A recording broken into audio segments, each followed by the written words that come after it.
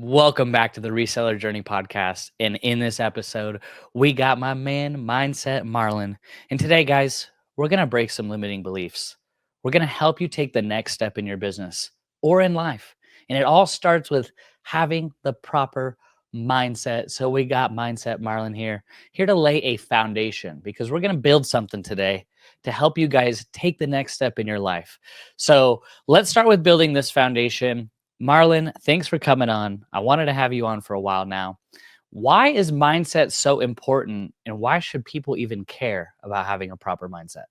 Yeah, Bo, thanks for having me, man. And mindset's important because it's the foundation of everything.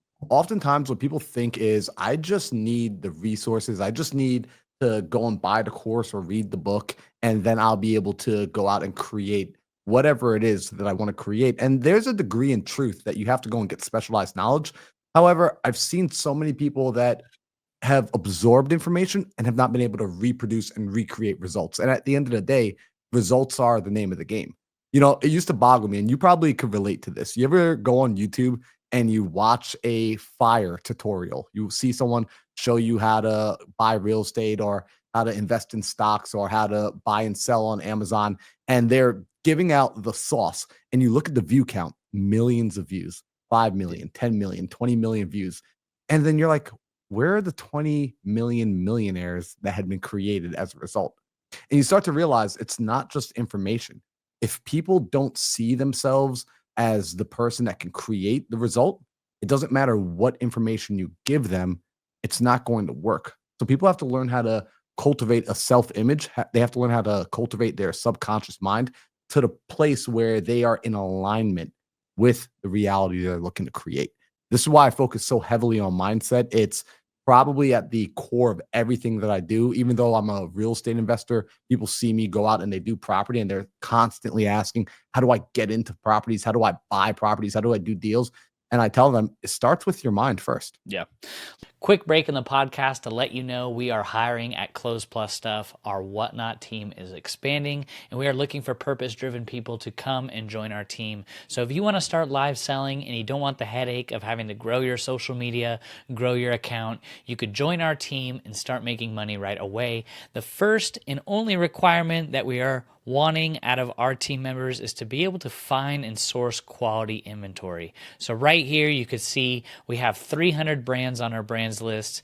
We are wanting our people to come and join the team to kind of bring in the same type of brands that we've been picking up and selling to our community already. So if you can come in, join the team, it's really made for people who have a lower cost of goods. So if you source at flea markets, the Goodwill outlet, storage units, and you can find some of those brands, you are going to be printing money. It is an 80-20 split in your favor. You can run as many Whatnot shows as you'd like. And if that sounds interesting to you, you can book a call down below and we can start the interview process. Now back to the podcast. Learning how the brain works is the key, guys. Like, my life did not change until I started reading the books behind me.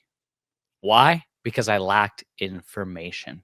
Like, if you don't know nothing and you teach your kids what you know, then they're going to be as smart as you. So once we started having kids, I go, man, I don't know anything. I better start reading. So I started absorbing information. But you said there's like a disconnect between learning information and then application.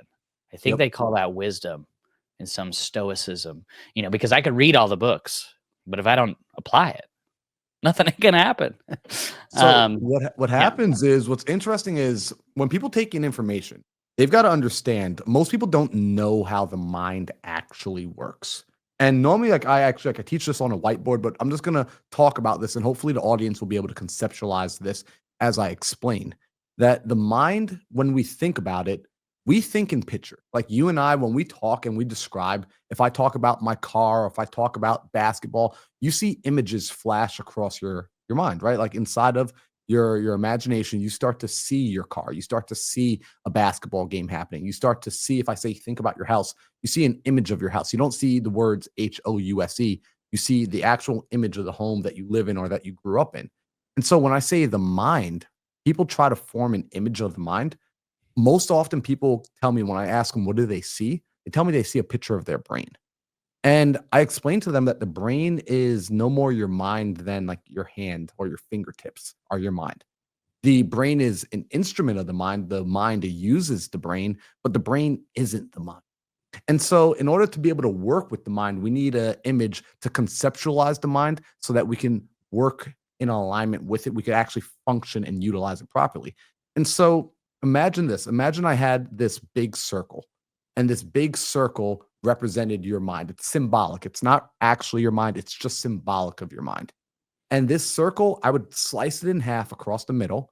And on the top half of that, I would call it your conscious mind. And on the bottom half of it, I would call it your subconscious mind. Yep. And the mind is broken up into those two parts. You have your conscious mind and you have your subconscious mind. What most people work with actively day to day when they're reading books, they're taking in information as they're watching this podcast, they're using their conscious mind to do that. What's cool about the conscious mind is the conscious mind has the ability to accept or reject information. This is a conscious mind functionality, which means the person listening to this podcast right now could be like, you know what? I don't want to listen to these two knuckleheads. They don't know Yeah. what they're talking about. And so they could choose to reject the information, which is their given right. Or they might say, you know what? Something feels right about this. I've been looking for information like this. It's in alignment with what I've been learning. I'm curious. I want to choose to accept the information. And some people are just going to neglect the information. Well, I'm going to tell you right now, don't accept the information, don't reject it, and don't neglect it. Instead, listen to it, see if it can make your life better. And if it can, then potentially consider bringing it in and going deeper. So the conscious mind gives you the ability to accept or reject information. The subconscious mind is different, however. It only has the ability to accept and express information. Once the subconscious mind is given information, it can no longer reject it. It can't say, you know what, that's false. It doesn't matter.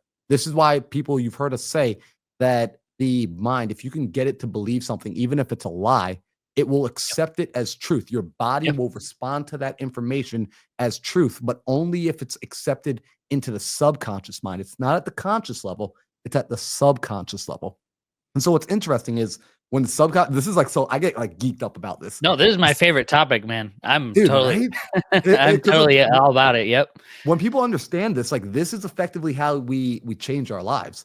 So at the subconscious level, when it accepts the information, and like I said, it has to express it. It has no choice in the matter. What does it express itself through? For the people that are just listening, I'm touching my body right now. It expresses itself through the body. Well, what do we know about the body? If you remember when you were in chemistry or physics back in middle school and high school, they told you that your body was actually just made up of atoms, of protons and electrons. It's a mass of molecules that are all put together. These atoms and electrons come together to make cells. These cells come together to make organs. These organs come together to make organ systems. Organ systems come together to make an organism. And there we have you. And so at the base, at the fundamental, it's a mass of molecules. When the subconscious mind expresses itself, it's doing so through these massive molecules, literally changing the speed at which these molecules vibrate, at which they move. And when that vibration changes, it alters who you are. When you go out into the world vibrating on another frequency, it's picked up, it's received by the world, and you mix that with action, the results you start to get in your life change drastically. And on some level, we as a society, we already know this because think about the language we use. When we say, oh, wow, that person's got a really good vibe. You know, Bo, like that person, like, dude, I was digging their vibes. Or, you know, the vibes are off in this room. Something feels off. What are we talking about when we say that? Vibes, vibration. When we're picking up on that, we're literally saying what we're saying is, I can feel the energy from you. I can feel your molecules are vibrating at a negative or at a positive. Therefore, the results are going to be in direct correlation to the vibration you are on. Right. And the best example I have for giving this is, let's say I give a person the words to script. Let's say I'm talking to a young guy and he wants to know how to get a date. And I say, okay, here's what you're going to do, man. You're going to go over to that girl. You're going to tell her you think she's really beautiful and that you should take her out for coffee sometime. And he's like, great. I'm like, yeah, I said this to a bunch of girls in the past. This is how I met my girlfriend. Like, it's going to work. And he goes over, but he says it very timid. He says it very shy, very unsure of himself. Right. What are the chances that she's going to want to go out with him? Probably slim. right? Because what is that girl looking for? She's looking, although it's the words he says, it's how he says it. It's the vibration. Is he showing up confident? Is he showing up sure of himself? Or is he showing up on the vibrational level that he doesn't believe he's good enough? He Right. doesn't believe he's worthy. He doesn't believe he's a strong candidate to date. And so when we start to understand this, it starts to make sense why two people could do the exact same activities and produce drastically different results. I have Yeah. clients that I work with where they've purchased programs, they've read books, they have the blueprints for building 6, 7, 8-figure businesses. And they tell me, like, Marlon, I'm doing all the same work. I'm making the calls. Like, I'm genuinely doing it. I'm doing the marketing. I'm getting on the phone and trying to convert and have sales, but it's not working. And when I sit down and I dive deeper, like when a person tells me they have all the resources, but they're still not producing the results, I already know without going deeper that it's a mindset issue. When we start to have a conversation and I start to dive in and understand their perspective on themselves, their perspective of their place in the world, what I start to find is they already have this belief about themselves that it wasn't going to work for them. They believe it works. And this is where most people are. Most people believe building a business is possible, making a lot of money, making 6 figures in a single month. They believe it's possible. What they don't believe yet is that it's possible for them. Yep. That's the part that they have to overcome. This is why working on a person's mindset is so critical, because your income, and let's be honest, most people are entrepreneurs because they want to make money. What they want to do with the money, it varies, right? People want to go and give to charity, buy a car, buy a house, retire their parents. Everything is cool. I'm not going to tell you how to spend your money. That's another conversation for another day. However, you got into business in order to make money, which please go out and make as much money as humanly possible. However, what has to happen is you have to believe it's possible for you to make that money, for you to live that life. And that's going to be the hardest challenge. It's not going to be making $1 million. It's going to be convincing yourself that you are the person who can make $1 million. And so that happens when we start to shift the self image, which lives in the subconscious mind. So I know I said a lot there, because and like this makes me want to bust out the whiteboard, man. Like you're making me feel like we need a whiteboard session. Yeah, no, I mean, hey, we could do part 2 because this is it's a deep topic, but it can't be summed up in 1 hour. That's why maybe this is the foundation building episode, and maybe we build the walls in the next couple episodes. But yeah, well, you said so many good things there. That the first one that came to mind, your vibe attracts your tribe, or Mhm. you are the subtotal of the 5 people you hang around with. There's actually a principle called the Pygmalion effect. Just pulled up the definition. It was actually a question down the road, but yeah, we already covered it, so I thought I'd bring it up. But yeah, I mean, it's an actual principle that's found. It's a psychological phenomenon in which high expectations lead to improved performance in a given area, and low expectations lead to a worse performance. So if you're around a bunch of people ain't doing nothing, what do you think you're going to be doing? Bunch of nothing. So it's like it really forces you to change those frequencies, right? To push yourself, to change yourself. I really think people are far more capable than they think they are. So it all starts with, like, what are you putting in your brain? What are you downloading? You touched a lot on the subconscious mind. I like to see the subconscious mind as like your hard drive, Yep. and whatever you download on your hard drive, that comes into the physical world. You manifest whatever's written on your hard drive, because there's another stat out there, which I know is that we operate out of our subconscious mind. Like 100%. 90% of our life, we're brushing our teeth. We're doing the things subconsciously that we don't even really consciously know that we're doing, right? So it could be a really good thing when you put good stuff in. It could be a really bad thing because you could be doing a bunch of negative habits and not even know you're doing them because your operating system is malfunctioning. So check this out, right? Because you're absolutely right. And people want to change their results. And so if they want to change their result, like, guys, listen to this. To change your result, you have to change your subconscious programming. It's that simple. You change your subconscious programming, you change what is in there as a software, as an operating system, as a memory file. Your body's going to change its vibration, your actions are going to produce new results. And one of the fastest ways to change it is what you're mentioning, Bo. It's proximity. It's actually going and putting yourself around other people who are going to have higher expectations and standards for what you're capable of doing and what they allow in their life. When you go and you gain proximity, see, I learned this some years ago. I've been studying under Tony Robbins and Dean Graziosi. And it was about 7 years ago, I heard Tony share this story about the power of proximity. And the gist of it was if you wanted to create a new result in your life, simply go and put yourself, fully immerse yourself in an environment where that result is the norm. And so I so took that to be the truth, right? I didn't question it. I said, this is what I have to do. That I physically relocated myself. I drove from New York to Arizona where I knew nobody. I had no family here. I didn't even know yet where I was going to stay. I just knew that there was a network of individuals who were living the result that I wanted to produce in my life. And I had the ability to be immersed in that network basically 24/7. And as a result, my business started to take off by nothing more than the fact that the standard had been risen, that in order to keep up around here, this is simply just who I had to become. And in the beginning, what was going on is it was uncomfortable. And the reason it was uncomfortable, and a lot of people don't realize the greatest disease out there is comfort, right? Like the greatest addiction out there is comfort. People are addicted to the comfort zone. And what Mm. happens is when people want change and they really do want it, they don't understand in the very beginning, in those early stages of change, that the results that they want to create are going to make them uncomfortable because they've previously have been living on, let's call it this X type vibration, right? They've been on this X type vibration. This is their life. They make $50,000 a year. They have these people as their friends. This is where they go to the gym. This is where they buy their groceries. This is the car. And it's familiar to them. So it's become comfortable. It's kind of like the t-shirt you're wearing. It's like the hoodie I'm wearing.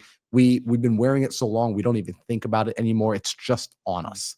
And then they see the life they want to live. It's the Y type life. And the Y type life, they're earning more money, they're driving a better car, they live in a new neighborhood.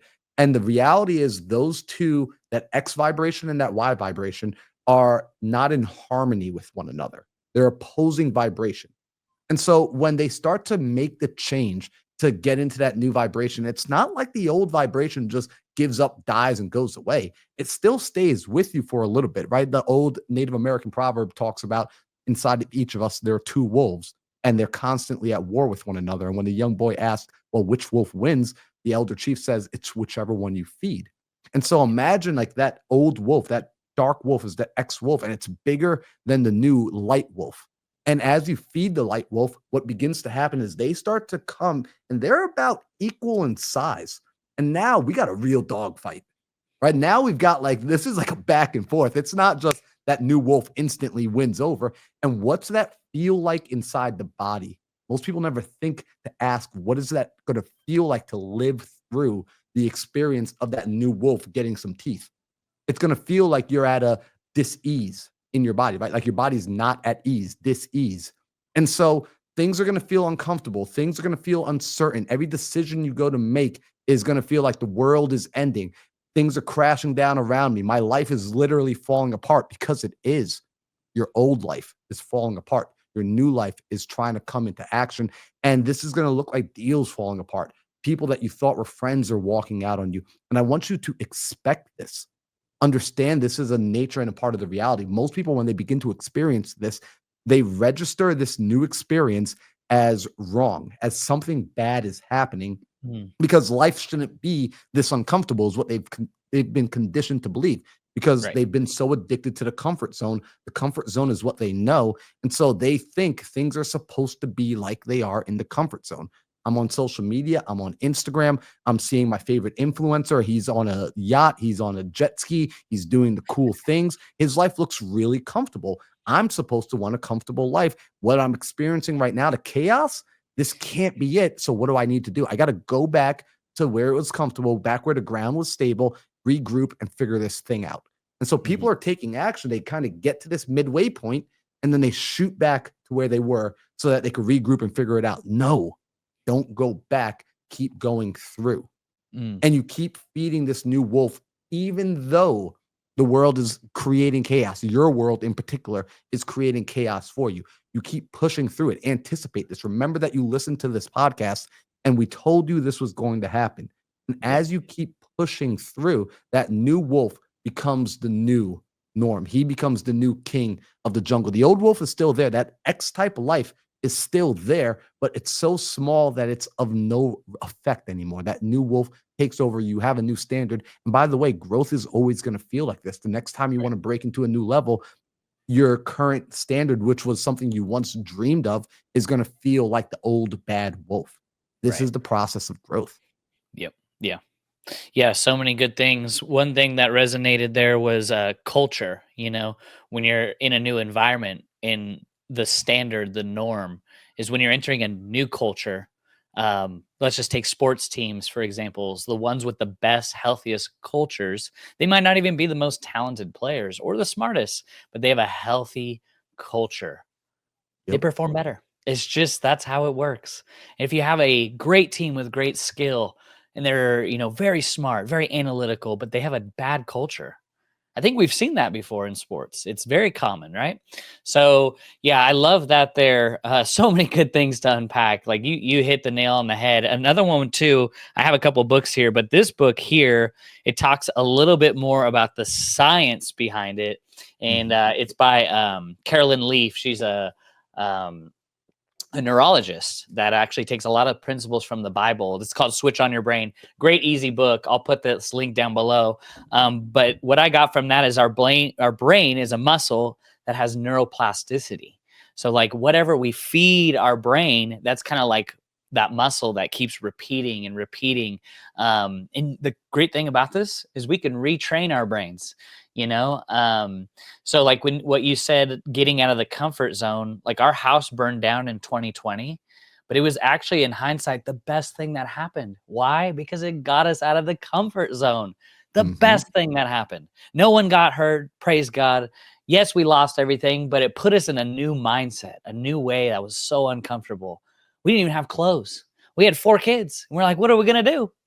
But God made a way. Our faith kept us strong. And then we put things into action. There's no way I'd be even here talking with you if that actually hadn't happened. There's no Yeah. way I'd been reading these books if that hadn't happened. So sometimes the worst tragedies at the time can be the best things in hindsight. Like I'm looking at the fires going through LA and it's really a tragedy. But how many people are going to come out of that actually write that book they've been wanting to write, sing that song they've been wanting to sing? Because that disconnect from the comfort zone like Yeah. rebirths you. You're like a new person. Well, So it's funny because like the reality is that like this is what humans, this is how we develop. yeah, And those of us that are willing to tap into that, there's amazing rewards on the back end of discomfort, on the back end of struggle. This is the growth process. And it's unfortunate that we've gotten ourselves so comfortable. I'm sure you're familiar with this cycle that happens throughout society where, and this happens throughout centuries, that you have strong men, they come about in a generation, and these strong men have to go and create good times. So you got these strong men, they go and create good times. And then these good times birth weak men because they're born into a comfort time. And then these weak men, as a result of their weakness and their disconnect from struggle, end up creating hard times because of mismanagement, inability to problem solve. And so these hard times end up birthing these strong men. And this mm, cycle goes over and over and over. And we're seeing right now, we've just come from an unprecedented amount, believe it or not, of good times, right? Like I know people now things like seems like things are in chaos, but like things are in chaos because the last few generations, they really have they've had good times yeah, comparatively to the generations that came before. And so we're beginning to see that effect. And so the people like I like to say I'd always rather be a a warrior in a garden than a gardener in a war. right. I would much rather be that person. It's going to allow you to grow so much more, and your business is going to require that you have that level of fortitude, that you have that level of persistence. If a person is unwilling to quit, it's impossible for them to fail. This was something that I learned in my business when I got started in October 2019. is when I got started in business as I would say like as an entrepreneur. And I was getting into it like many people for the same reason. I was broke and I needed to make money. I think that's why most of us decide, hey, let's go start a business. We saw a video on YouTube or Netflix or Instagram, and it inspired us. It showed us a way that was better. And at that time, I mean, I was living at home with my mom and my sister. I was barely making $25,000 a year, working 3 jobs. I lived in New York back then. So I'd go in. I used to teach a sport called parkour. I worked in a Mm, restaurant, and then at nighttime, I would go to auto zones and I would clean the floors with an industrial buffer with my uncle's friend. We would just go and do that to make extra side money. And, I worked my butt off, but one day I just sat and I thought and I did the math and I was like, I'm never going to be able to create the sort of life I want doing this. And so I started seeking other answers and I went and I found a mentor and I spent $25,000 to be mentored by this real estate investor. Now, here's the crazy thing. When I did that, keep in mind, I said I was making about $24,000 a year. So effectively, I spent a year's salary. I only had $3,000 in my bank account, one credit card with a $3,000 limit on it, and I owned my car free and clear. I bought a Honda Accord for 2,000 bucks from my mom. And so my net worth at that point is like 8 grand. And I just went and bought a program that's like 3 times my net worth. mhm. And you know how it is. You buy these programs, they teach you the way, and instantly you just think I'm gonna be rich next week or next month, and like all my problems are solved because I bought the blueprint. Well, no, like I didn't just instantly swipe my credit card and start making money. It took me 8 months of showing up consistently every single day, following the program to the T, doing everything they said to do, paying for the softwares, paying for the marketing, trying to make it work. And I'll be honest, Bo, I thought about quitting a lot. Right. Like there were days where I'd be trying to make the business work and I'm on the software, and then the next tab open on my screen is Indeed because I'm looking for a new job. I'm like, I got to do something to just like put food on the table at this point. And every time I thought about quitting, and this is why I gotta say, like, how we're talking about mindset here. I was doing personal development along at the same time. And these personal development tapes were reminding me that you can't quit, you can't give up, that you have to see yourself as the exception. Like you have to see yourself as you are special. You are going to make this work. And I kept reminding myself of that. I kept constantly leaning into this future version of me who already figured it out. I was borrowing from the future version of me who didn't even exist yet. Like he was just imagined in my mind. I'm borrowing from him. And it allowed me to stay in the game long enough till I got that first deal. I got that first proof, that first, wow, this actually can work for me. And it's the ability to stay in it long, right? Because when I started with a lot of other people at the same time, Bo, and they're not here. They're not doing it still. They didn't make any money. They didn't accomplish anything. And when I checked back in with them a few years later to find out what happened, they simply stopped. They simply gave up. They simply quit before they got to the gold. Persistence is one of the key habits. It's one of the key character traits for Mm, success. It's required. It's a yeah, non-negotiable if someone is going to actually make it. And it's not for everybody because some people they're gonna quit, they're gonna stop beforehand. And it's okay. It just means you don't really want this thing. yeah, Right? Like there's if you stop, that just means you don't really want it. And right. that's okay. But if you really do want it, it means you want it bad enough to pay the price. It means you want it Yeah, bad enough that you're going to keep working on it, even if it takes longer than you expect, even if yeah, it costs you more than you expect. And here's the news flash, everybody. It's going to take longer and it's going to cost you more than you think. yeah, If you're yeah, still willing to do it, then hell yeah. Like you're one of yeah. us. 100%. I love what you said with the good times breeds kind of, more lazy people, and it's just like things are going good. And it takes me back to this quote by Dr. Miles Monroe, but he goes, anyone can have a good time when things are going great, but when Yeah. the tough times hit, that's when your character, that's who you really are.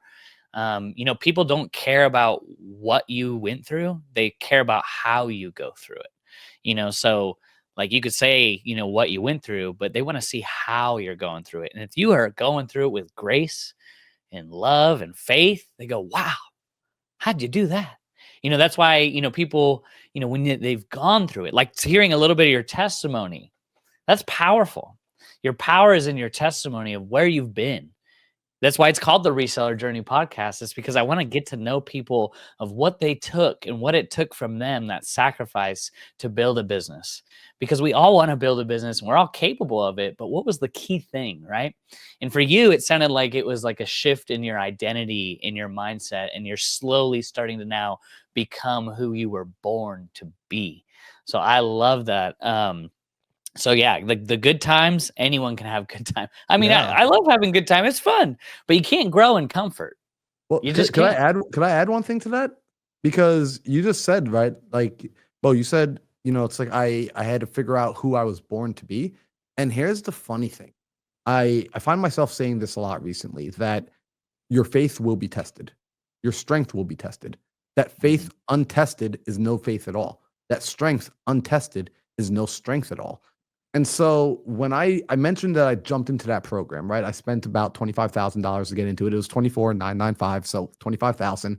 And at that moment when I bought that program, the reality was I didn't have the funds to buy it, right? Like I called my credit card company. I literally got my credit limit increased so I could max out my card.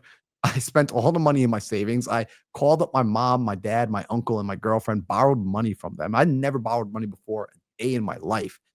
Dude, that credit card literally was at $0 because I was afraid to ever spend money on a credit card. Like I went all in. And what happened as a result of making that decision to go all in, literally financially, like at least all in, because I went into debt to do this, was I was being asked to bet on myself to figure it out.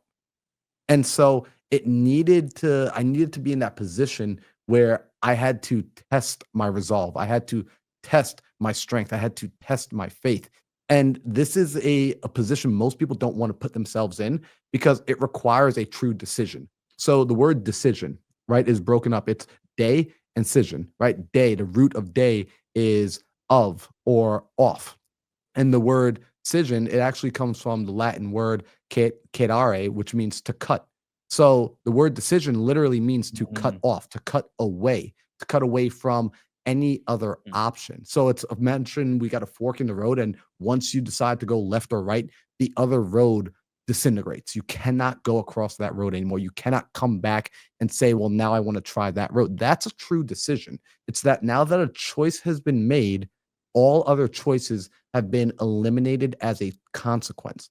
Most people don't make that type of decision anymore. They will choose something, try it for a little bit, and then when it's not working as quickly or as easily as they maybe had thought it would be, they then try to jump ship to something else. They then start preparing. They already have their plan B before they even said yes to the plan A. This decision put me in a position where whether I wanted to or not, a plan B did not exist because of one emotion: pain. See, at that point, when I had said yes to becoming an entrepreneur, when I said yes to jumping into that program, and this is important for the audience to listen to, because I need y'all to think back to the decisions that you made. And if it's truly a decision that you want to honor, a level of pain needs to exist with failure. And so the reality was when I said yes to that decision and I took action on it, which was maxing my credit cards, borrowing money from my family, spending my savings, the biggest part of it that was painful to me was the borrowing the money from the family. Because like I mentioned, I borrowed it from my mom, my dad, my uncle, and my girlfriend. And it was my uncle. I kept imagining this scenario every time I wanted to quit later on, every time I wanted to pivot and go find something new to do. I kept imagining this scenario where my uncle comes over for like a Thanksgiving dinner or a Christmas dinner a year later. And at the table, he's asking me, "Hey, how's that real estate thing going, man? Like, to kind of tell me what's happening with that." And I'm like, "Yeah, Uncle Kala, honestly, it didn't really pan out, man. It didn't really work. I guess it's just not for me." And in my imagination, like the look that he gives me and the response of, "Didn't I give you a lot of money for it to not really work out, for you to just say it's not for you?" And that feeling of pain, of disappointing him, of letting him down, that he put his faith, he put his trust, he put his money, his hard-earned money behind me. And then I squandered it because I didn't make it work, not because the program didn't work, but because I gave up on myself. I didn't live up to expectation. That reality, having to face that, was more painful to me than the pain and discomfort of doing the work. Humans all make decisions, right? And remember what I said a decision is. A decision is to cut off or to cut away all other options. We all make true decisions based on two emotions, only two emotions, pain and pleasure. It's the only two emotions that dictate decision making. This is how humans make decision. It is to avoid pain and it is towards the movement of pleasure. Yeah. And the reality is you want to use both of those emotions to get yourself to make decisions. You can actually create pain for yourself when you're making a decision. Imagine the reality of what happens if you fail. If the idea of that pain from failure isn't painful enough, then you're not going to stick with it long term enough to go through all the suck and the heartache that exists, because every business, every endeavor that you start will have its own version of suck. It's inevitable. And so also the pleasure is obvious, right? Like you're going to make money, you'll have this, you'll have that. So the pleasure is kind of the easy part. The pleasure is what even sold you on the vision. But most people don't want to think about the pain. And I want you to use both sides, right? Life is both pain and pleasure. It's both light and dark. To only live with one half of life is kind of silly, in my opinion. It doesn't make sense. It's not logical. And so we leverage the pain. And the funny thing about pain, Bo, is it will actually get people to take action faster than pleasure. The reality is, you mentioned like the fires, right? And the reality is, if I have a person who's sitting on the couch and I'm trying to motivate this person to get off the couch, like, hey, like, dude, come work out with me. I'll give you money, man. I'll let you drive my car. It'll be hard. But if I said, dude, the couch is on fire, your ass is off the couch and you are running in some direction. Doesn't matter. You're just getting up because you want to avoid the pain of being burned. So pain will get you into motion. Pleasure will give you a direction to run in. This is why we use both. Pain's the fire behind you. Pleasure is the carrot in front of you. Yeah. Yeah, no, that's beautiful. Wait a minute, are you tracking your numbers? If you're not tracking your numbers, how do you know you're actually profitable in your business? Too many times I see a lot of beginner resellers not tracking their numbers, and they think they're profitable on items that they sell, but in actuality, they are losing thousands of dollars, which is why I'm offering, link down below, a free reseller spreadsheet to help you start to build a good foundation for your resale business. I'll go over it real quick. You can download it below. Really simple to use, but it's going to help you go further faster in your resale business. A thing that often is said in business is what can be tracked can be measured, and what can be measured can be improved upon, which is why this spreadsheet is going to help you, especially if you're just starting out. Follow the instructions. You have an inventory SKU spreadsheet. You got month by month, line by line accounting, and at the end of the day, you could track your year-to-date sales. I did this because I just see so many people thinking that they're profitable in their business when they're actually not. So now back to the episode. There's two quotes. One, we got to have a Alex Hormozy quote in here, but the one that this is like my theme of last year was pain now or pain later. Very simple quote. I don't know where he got it from or if he came up with that, but it is something that has resonated with me now that we have a family and kids, and I'm a very visionary type person, right? And do I want to live in the comfort zone now and live with the pain later, not knowing what I could have done or could have been for the next generation? Or do I want to go through the pain now of going through whatever I need to go through to set my family up, to set up the next generation, to do what I could do? I don't want to live on my deathbed full of pain and regret of what I could have done. That's why the graveyard is the richest place on the planet. It's filled with ideas and dreams that never came to be. So I never want to be like that.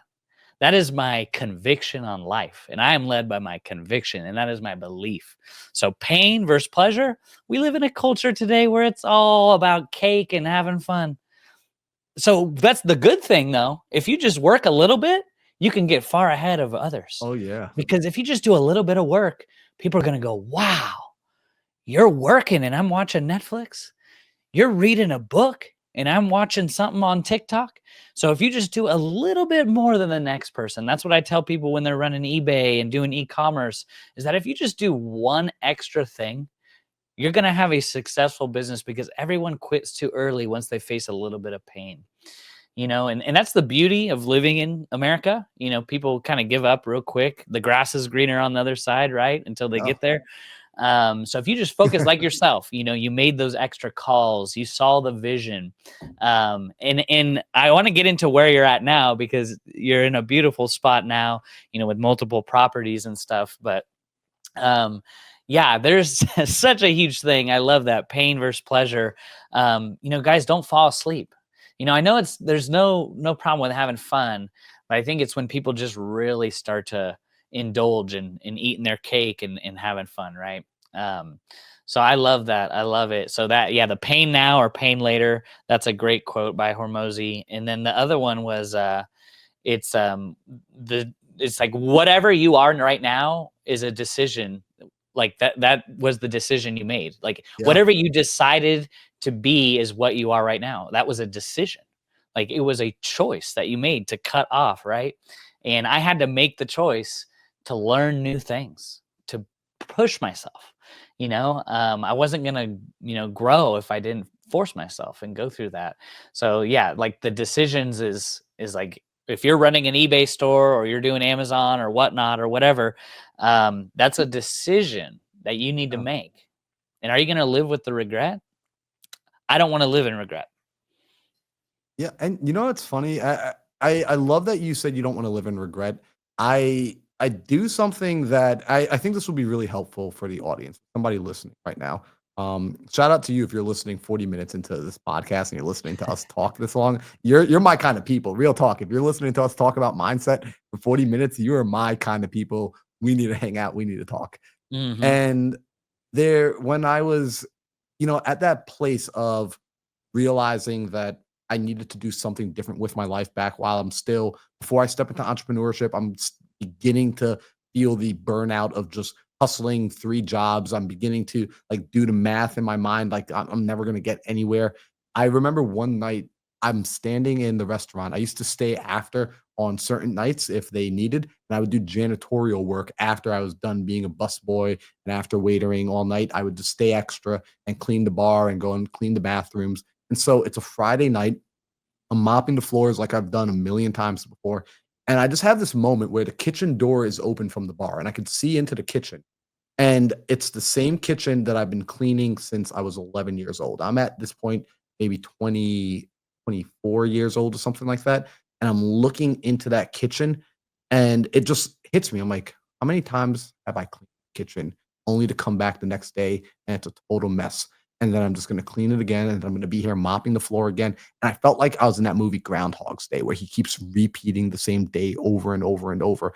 And in that moment, I got angry. I got frustrated and I actually threw the mop on the floor and I closed my eyes and I did this. Like no one ever told me to do this. It started happening that as I closed my eyes, my mind leaped into the future and I saw myself as this 90-year-old man and he's sitting in the front of the house. He's on the porch and he's in a rocking chair and he's just going back and forth. And I'm standing in front of him as me and I recognize him as me.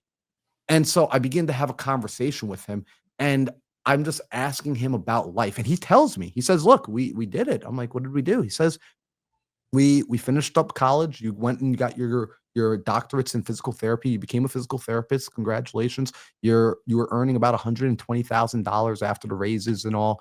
You got married. You had the 2 kids. You had the house, the 3-bedroom, 2-bath in Long Island. You had the white picket fence around it. You had that stupid little dog that kind of barked a little bit too much for your liking, but you couldn't get rid of it anymore because the kids got attached. And you and your wife, it wasn't this love-filled marriage, but you guys didn't hate each other. It was just you guys just kind of did life together and just kind of tolerated each other. And as he explained that life to me, I can feel emotion from him. And the emotion was regret. And I ask him about it. I say, why do I feel this emotion of regret from you? What is that? And all he could keep saying at this point was, I just wish I went for it. That's it. I wish I went for it. He just would repeat this over and over. I just wish I would have went for it. And then I found myself standing back there in the kitchen, I'm almost getting tears behind my eyes, standing back in that kitchen. And I'm like, I don't want to be that guy. I don't want to end up at my deathbed just thinking back that I wish I would have went for it. And in that moment, like that was the moment I quit my job. Now I did it like no one was around. So like I had to come back the next day and actually quit that particular job so that I can go and pursue different options. But it was that pain of regret, right? Talking about pain and pleasure, it was like, wow, like that pain is inevitable if I continue doing what I've been doing.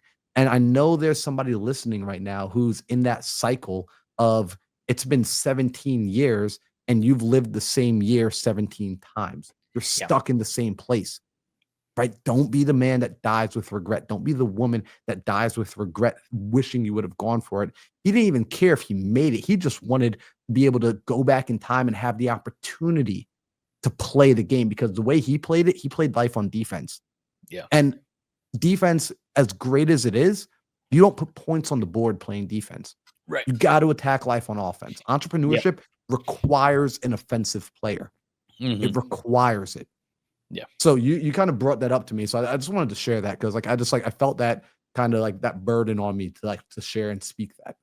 Yeah, no, I love that. I love it. We all get spoken to at different ways and different times in life, whether you go on walks or you're in your car, driving around. That's how I often come get those ideas in those silent, peaceful times that have Yeah. been life changing. As far as ideas and stuff. So, no, I love that. I love it. It's crazy. It's crazy. I don't want to live in regret. I don't want to be, kind of stuck. I think that life tries to get you to fit in the square hole, right? Like Yep. we're a square peg, but they're trying to fit us into a round hole, and that's a whole different topic. But like I think the time that we live in now, with the era we're living in, there's been no better time to build the business, start the dream, do the idea, and do it now. I mean, it's Mhm. crazy. You can start a school community and teach people how to raise goats and make 10,000 a month. I mean, that's happening now, right now. Yeah. The dream of the idea of, we have a friend that loves gardening, but she works doing something else. It's like, now's your time. You are so knowledgeable about gardening. Take your passion, turn it into something, and help others do the same. So we do live in a beautiful time, but we also live in a time of comfort. So it's hard leaving the job. I'm making 120,000 a year. Bills are Yeah. paid. Why? Why do I need to go through pain? Because you don't want to live with regret. That's why I always think of the graveyard. It's full of beautiful potential, untapped potential. Well, you're doing a great thing on your Instagram right now and on your YouTube channel. I'm going to go over these 4 principles of mindset. I just want to get your thoughts, your opinions. I have here at the top of it is in one of my favorite scriptures in the Bible, but for a man think in his heart, so is he. That's kind of like the theme of the whole podcast. That's really resonated with me. I'm really trying to keep my mind on good things so I can Mhm. develop as a good person, right? So we got 4 principles here. You're doing a great one, deep dive on focus and attention. Yeah. And whenever I think about this, I go to this, whatever you spend your time on, that's what you bought. So why does this matter, focus and attention, when it comes to building a business? Why should we Dude, care? it's everything. So I actually shout out to Alex Ramosi. I love to give credit where credit's due, or at least when I can. And he is the first person that made me really understand and realize that our greatest asset was as entrepreneurs was actually our attention. See, we'd always been told, right, like kind of level one of entrepreneurship, you get over that belief that time is money. You hear people say it all the time, time is money, time is money, time is money. And it's not even real. That's not true because we've all been there when somebody's been on their deathbed and they are passing away and they're taking their last breaths. And I've never heard any of them ever say, I wish I had more money. No. What do they say? They say, I wish I had more time. And so time is infinitely more valuable than money. Time is everything. And so you start to have this disconnect and you start to realize, like, wow, my time is valuable. How I spend it matters. And so, how do you spend your time? Well, you spend it with the attention, the currency of your attention. It's your attention that actually is how you spend the time. And so, when this started to click, I watched a video and Alex said that think about your attention as these marbles and you have a certain amount of marbles of attention. And so I like to say, let's imagine that you had 10 marbles here and these 10 marbles represented your mental bandwidth of how much attention you can give anything. And so as you're working on your business, what occurs is you decide you're going to start an ecom business, and that ecom business is going to cost 3 marbles of attention. Awesome. No worries. You got 10 marbles, only costing 3. Let's do it up. Got 7 left to spare. But while you're doing this ecom business, a friend brings a crypto opportunity to you. And it's like, yo, dude, you could also learn how to trade cryptos. Like, look, we're trading crypto left and right. And you're like, well, yeah, that looks awesome. And I could do that between these hours and these. So now you're trading crypto. And that only cost you 2 marbles of attention. So you're like, this is great. I've only spent 5 marbles of attention. I got another 5. And then a friend comes and says, hey, you should also be buying properties. And you're like, well, heck yeah, man, short-term rentals. Let's get into it. We could just do it with arbitrage. I don't even need to buy the properties. And so now you're spending these 3 marbles of attention, but it's all good, right? You've only spent 8 marbles of attention and you have 10. But then you remember that you have a family, a wife and some kids. Even though the kids aren't high maintenance and your wife's not high maintenance, they still cost 2 marbles of attention. So you're like, all right, well, I'll put those marbles there. But then also, you're still a person that has to take care of yourself. You've got to go to the gym. You need hobbies so that you don't burn out and lash out on everybody around you. And that costs 2 marbles. Well, now we got a problem because we're at a 12 marble cost. I only have 10 marbles of attention. So what am I going to do? Well, you know what? Let's go back. Yeah, I got to take care of myself. Okay, the crypto thing. Here's what we're going to do. I'm going to borrow the 2 marbles from crypto and I'm going to put it over here inside the health. And now my family's got the marbles. My ecoms had the marble and my short-term rentals had the marble. And I'm putting my crypto on pause. Like I'm just going to kind of leave the door cracked and nobody move, nobody sneeze, Bo, don't even fart because we got this figured out. Like just if no one moves, we're good. And so then we're all just like kind of like holding like this. But then you know how business is, right? What happens? Oh man, now your ecom business has a fire. Fire pops up. They're not processing payments anymore. Customers are pissed off. Somebody did a chargeback and it's messing everything up with your Stripe account. And that costs 3 marbles of attention to take care of. Well, we are all spent. What do I do? Okay, well, let me do this. I'm gonna borrow 2 marbles from the family because the kids are not paying attention right now. Let me pull 1 marble out of the short-term rental, put it over here to solve this problem. And now I'm moving these marbles all over the place. But as I'm working on solving this fire over here, my family, my wife's now pissed off at me. The kids are mad. And so I'm playing this game of move the marbles. I'm everywhere and yet nowhere all at the same time. And I feel constantly burnt out. And I feel like I'm running all day long, never actually producing a result. That's what most people do. That's how 98% of entrepreneurs operate. It's wild. And I've been there. Right? I'm not even calling you guys out on it. I literally was that dude. That's why I know this. And that's why that message resonated with me so brilliantly. But then I listened to Alex and, it shifted things for me. And he presented the fact that, millionaires and multimillionaires and billionaires think differently. And it's true. We do think differently. And so I started to adopt this new way of thinking. And it was this. It looks like this. Let's imagine the same 10 marble scenario. You got your first business. In my case, it was real estate. And that real estate costs 3 marbles of attention. Awesome. I got 10, spend the 3. Then I got my family. It costs 2. I got my personal. That costs 2. And then that's it. I stop. I don't add anything else. That's all I'm focused on right now. Just focused on that one thing. But Marlon, you said 3 and 2 and 2. That's only 7 marbles. You've got an additional 3. Why aren't you going to maximize that? I am. Because no matter what business you have, fires, problems, troubles, and issues are eventually going to pop up. Those marbles are there to be able to take care of the problems that arise as a result of building a business, of building a life.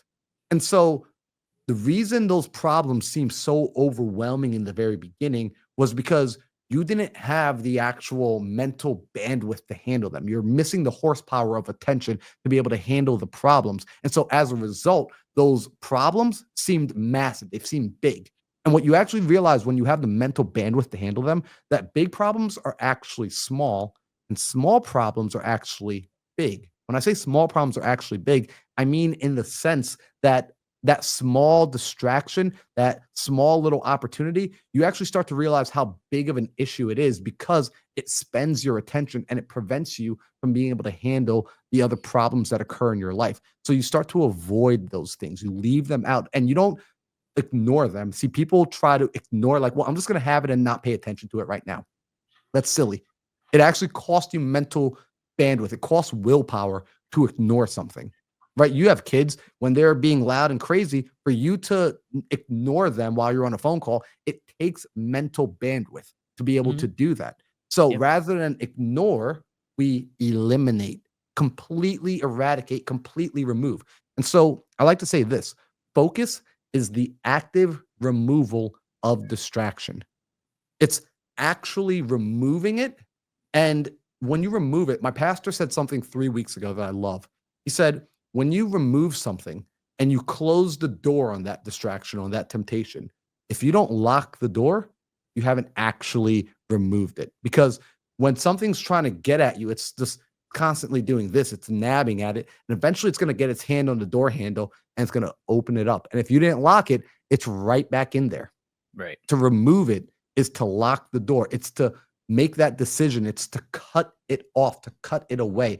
And you'll feel, when you have more mental bandwidth, you will feel the difference in your ability to produce. It is Mm. exponentially greater. You are Mhm. going to enjoy it. You're going to produce at a higher level and you will start to move faster. And it's counterintuitive.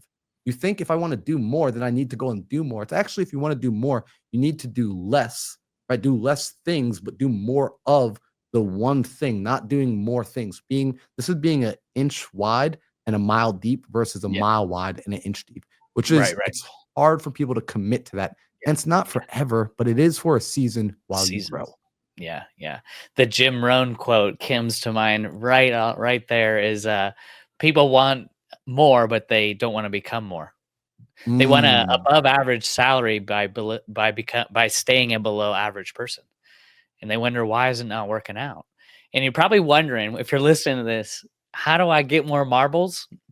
Well, I think it's another great quote by Jim Rohn, but people tend to work harder at their job than they do on themselves.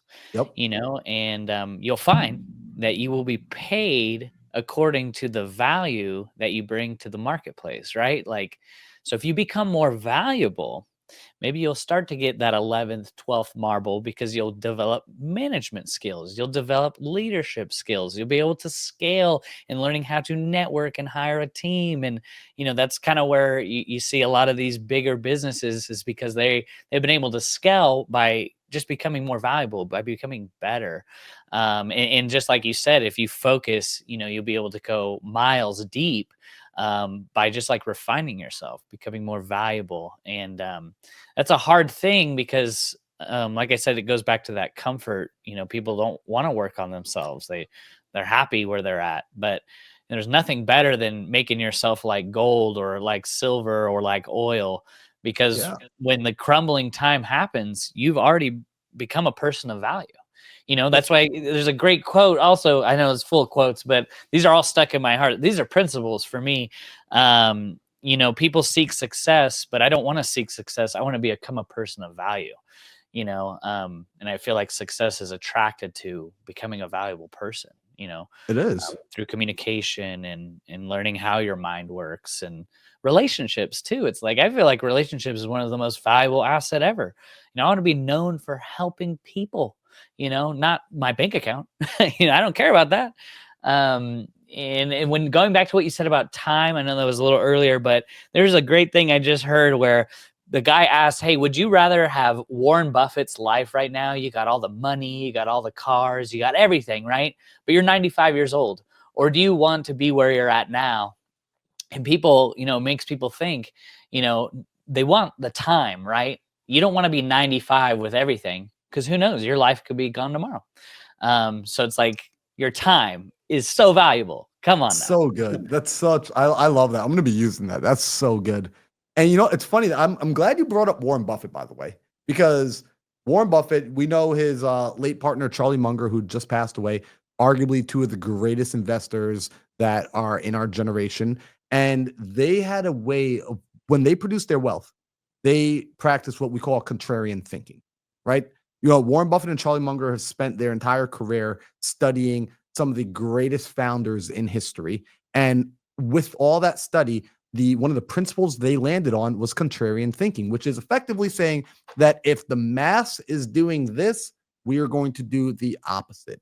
And what I found is as I'm constantly growing as a person, as an entrepreneur, just as a man, I'm getting older, I'm learning, hopefully gaining a little bit more wisdom and just not gray hair, is that when I start to lean towards the opposite of what everybody does, is when I start to get results that not everybody gets.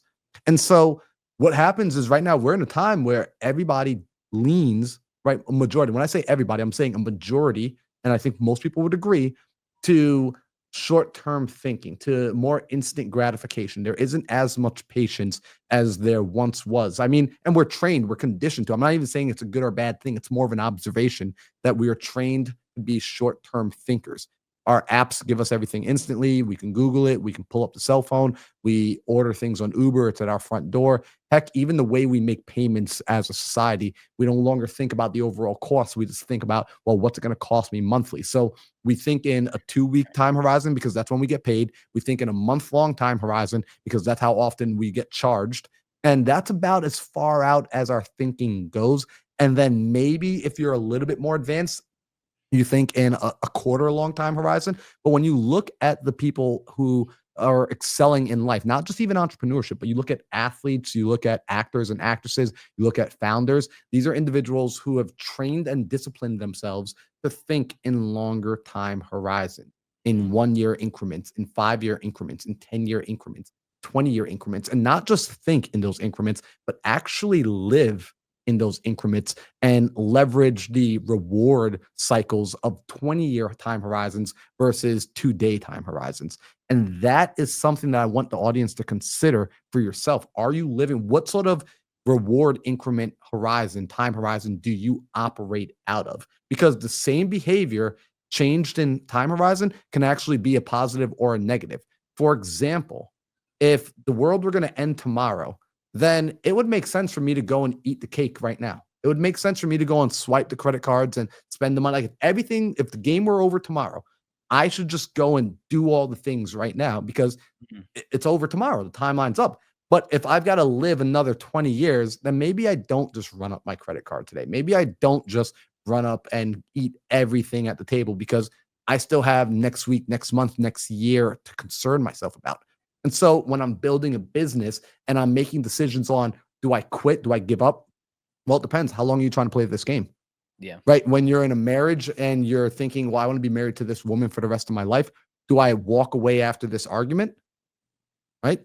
So it's dependent on the time horizon, what we're looking at, that's going to affect whether or not the decisions we make and live into are positive or negative. And it's that contrarian thinking.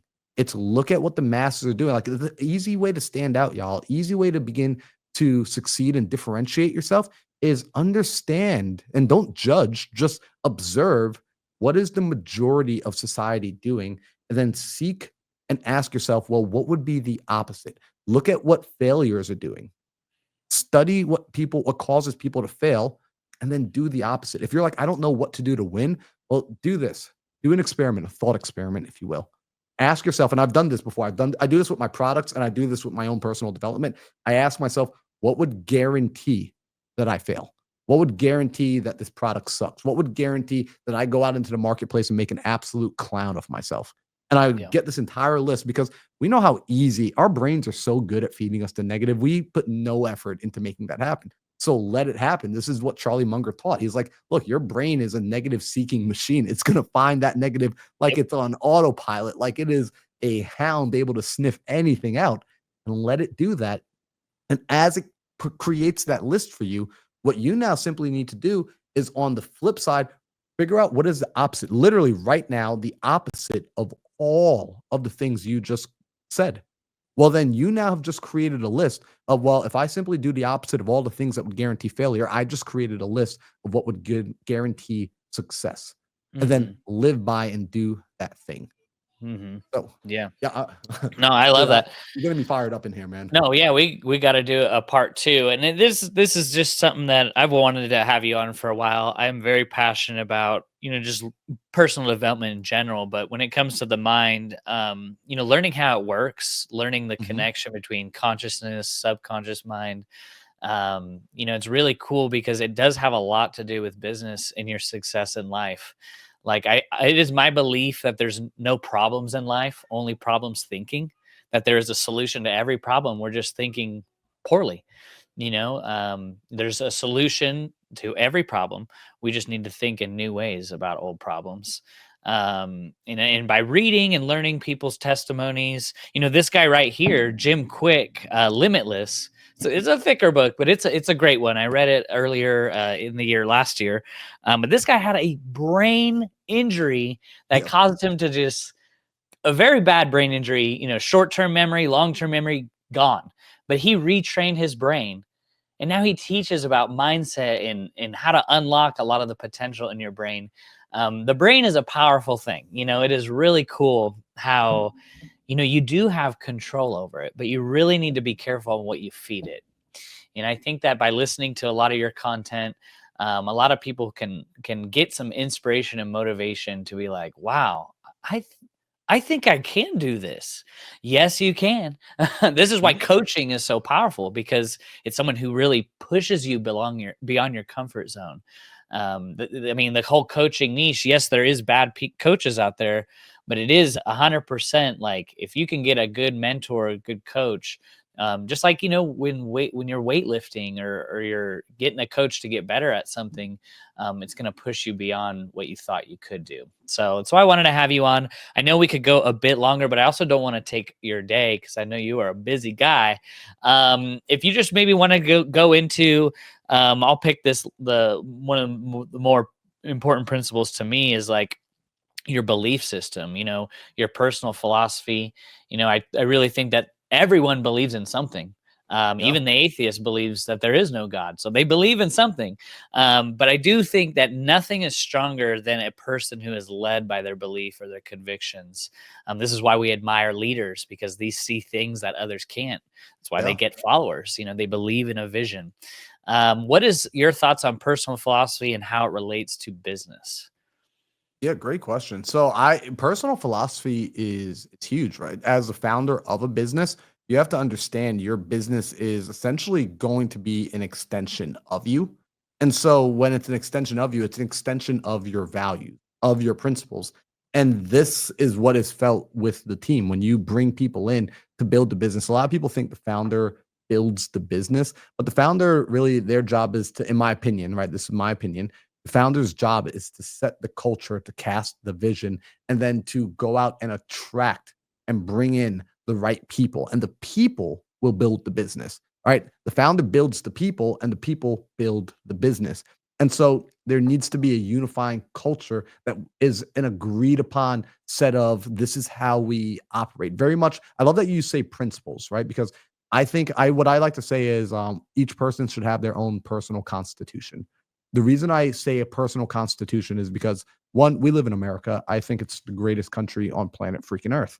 And for a multitude of reasons. One of those reasons is because of our constitution.